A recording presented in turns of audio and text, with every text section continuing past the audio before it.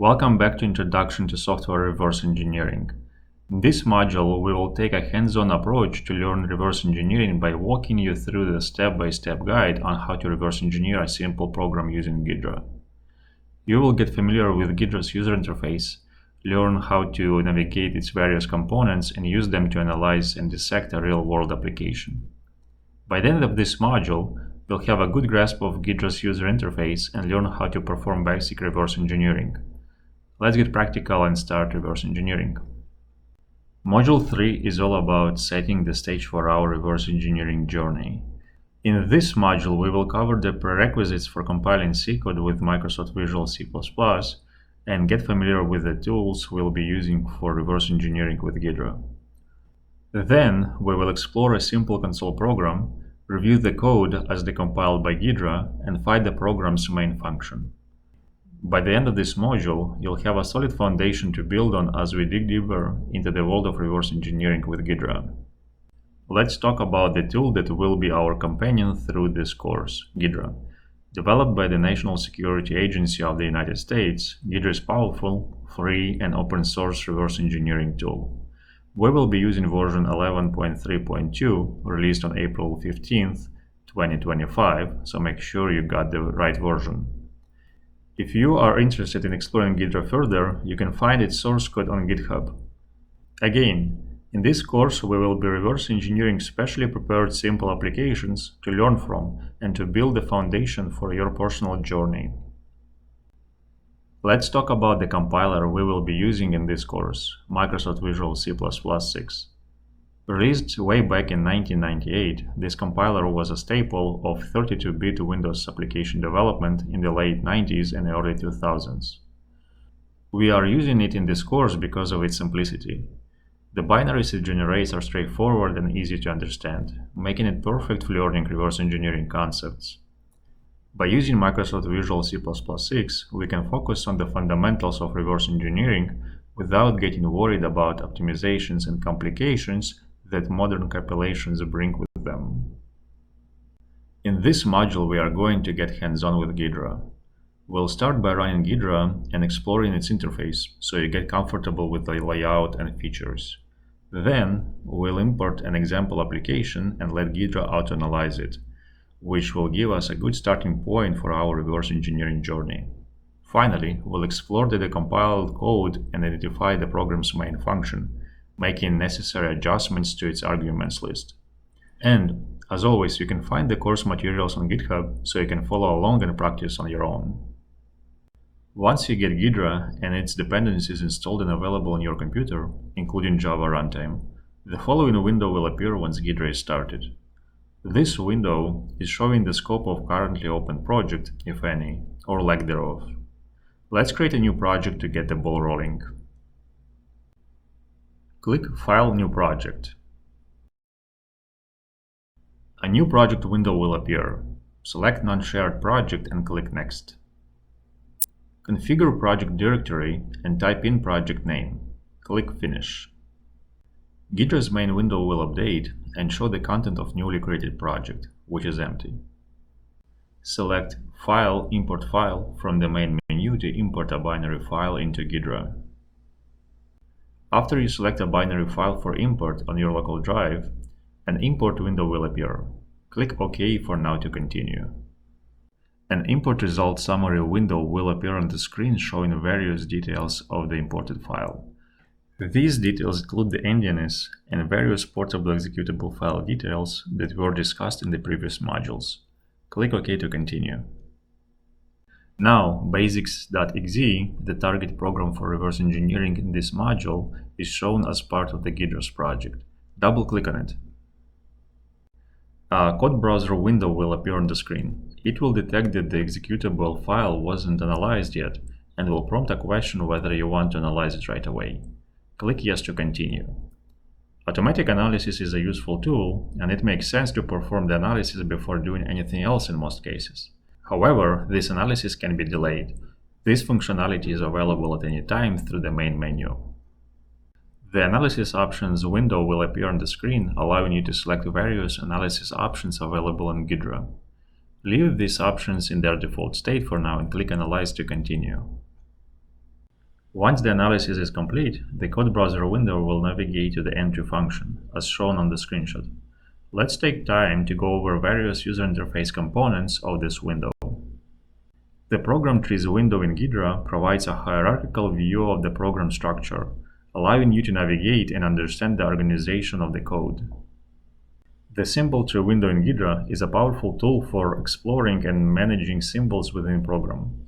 Symbols are essential components of a program, representing functions, variables, labels, and other identifiable elements. The Symbol Tree window provides a hierarchical view of these symbols, allowing you to navigate and analyze the program structure. The Data Type Manager window in Ghidra is an extremely important tool for understanding and managing data types within a program. Data types define the structured format of data, enabling accurate analysis and interpretation. The Data Type Manager window provides a comprehensive view of data types, allowing you to explore, create, and manage data types. We will take a very close look at the functionality available through this window in the future modules. The Listing window in Ghidra is a central component of the reverse engineering workflow, providing a detailed view of the program's data and assembly code. This window displays the program's instructions, data, and structures in a readable format, enabling in-depth analysis and understanding. The Decompile window in Ghidra provides a high-level representation of the program's code, translating low-level assembly instructions into a more readable C-like pseudocode. This window enables analysts to understand the program's logic and behavior without getting bogged down in assembly details. This is the window which you will be working with the most. Now, let's take a look at the main function of the basics program currently under analysis. The screenshot shows the Visual C++ window displaying the content of the main function of the program. The main function contains numerous calls to other functions in the program. Now, let's take a look at the entry function that is displayed by Ghidra. The entry function is not the same as main function. The main function in C and C++ programs is the function that is the first user-defined function that takes control in the program. However, it is the entry function that is actually the first function to execute in the program. It is its duty, among others, to call main function with the correct arguments. Line 38 in the Decompile window shows a call to the real main function. Double-click on the function's name. The function shown on the screenshot is the main function we have seen in the source code a few slides back. However, the function is lacking parameters. They are not used in the function's code and were not detected by Ghidra. Navigate back to the entry function by double-clicking on the cross-reference user element in the listing window. The listing window shows 3 push assembly instructions right above the main function call. This is the sign that there are 3 arguments passed into the main function as parameters. To change the signature of the function and add the missing parameters, right-click on the function on the line 38 to bring up the context menu. Once the menu is displayed, select Edit Function Signature option. The Edit Function window will appear as shown on the screen right now. First, let's modify the function's calling convention by picking the C declaration from the drop-down menu. Next, to add missing function parameters, click on the button with the green plus icon 3 times.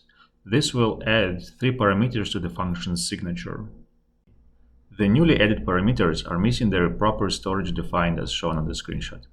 To change that, modify the parameter's data type to undefined 4, so that Ghidra knows that each parameter is 4 bytes long. Now we can move forward. The red warnings have disappeared. Click OK to apply changes. After the function signature changes were applied, Ghidra decompiled the entry function one more time. This time, the missing function arguments appeared on the line 38, as expected. Let's review the main function once more. Double-click on the function on line 38. The main function now has the 3 previously missing parameters. Note that Microsoft's documentation allows for 3 parameters for the main function in C and C++ programs, and not only 2 parameters as we saw on the previous slides. Now, let's rename the function to main. To do so, right-click on the function's name to bring up the context menu. Select Rename Function context menu element as shown on the screen. Rename Function window will appear on the screen showing current function name. Rename function to main and click OK to apply changes. Once changes were applied, Ghidra decompiled the function once more. Note that the new name is reflected in both the listing and the decompile windows. Looking ahead to the next module, we are going to dive deeper into some essential concepts that will help us become more effective reverse engineers. We will start by reviewing C and C++ coding conventions on 32-bit Windows, which will give us insight into how functions interact with each other. Then we will explore the floating point number representation standard, which will help us understand how floating point numbers are used in code. Finally, we will apply these learnings to reverse engineering of our example application, putting theory into practice. And, as always, the course materials will be available on GitHub.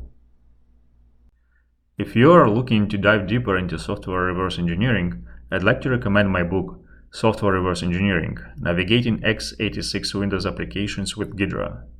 This course draws heavily from the book's content. However, the book itself contains many more examples and insights that can help developing your reverse engineering skills. The book is available in both print and digital Kindle versions on Amazon, making it easy to access and read wherever you are. Additionally, the book covers subjects not discussed in this course, such as reverse engineering of C++ programs, classes, virtual functions, and more. I encourage you to check it out. Thank you so much for watching and learning with me today. If you found this video helpful, please hit that like button and subscribe for more content like this. Your support means a lot to me. If you have any questions or topic you'd like to discuss, leave a comment below or shoot me an email. I'm happy to chat. If you'd like to support me and the channel financially, you can do so through Ko-fi or Patreon. Links are in the description below. Thanks again for watching, and I will see you in the next video.